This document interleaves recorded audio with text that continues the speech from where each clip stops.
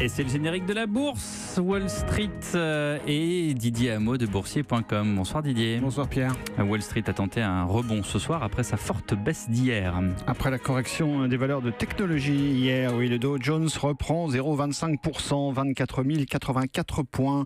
Le Nasdaq est stable, 7 004 points, donc un petit mieux sans plus à Wall Street ce soir. Les taux restent tendus aux États-Unis avec un taux de référence à 10 ans à plus de 3% sur des craintes de résurgence de l'inflation. Puis les valeurs de technologie donc restent assez discutées. Twitter baisse de 3,8% malgré des comptes en amélioration. Facebook se stabilise, 159,69$ sans plus.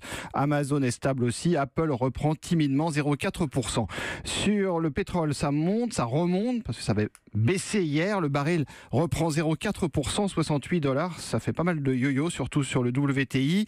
Exxon en profite quand même pour reprendre 1,5%, 79,50$. L'euro est en baisse, 1,2170 face au billet vert. La bourse de Paris a mis fin à une série de 6 séances de hausse consécutives. Moins 0,57%, 5413 points à l'écoute des comptes trimestriels des groupes cotés. Certaines déceptions sont à signaler aujourd'hui comme Tarkett, le fabricant de parquets qui plonge de 7,5% après des résultats plombés par le prix des matières premières et par l'effet devise. Michelin aussi recule de 3,8%, Arcelor moins 3%, Schneider aussi moins 2,6% et puis Bolloré encore en baisse, moins 2,2%, 4,09€ sur les ennuis de Vincent Bolloré concernant... Mise en examen ce soir. Oui, effectivement, mais là c'est tombé après la clôture. Exactement. Donc, avant la clôture, on en était avec une baisse de 2,2% ce soir. Exception du jour, le groupe de luxe Kering a fortement progressé après l'annonce de ses comptes trimestriels. Ça continue dans le secteur, c'est carrément euphorique. Après LVMH, Kering se distingue en hausse de 4,6%, 458,40 € sur les 3 premiers mois de l'année. Le chiffre d'affaires de la société Kering a grimpé de 27%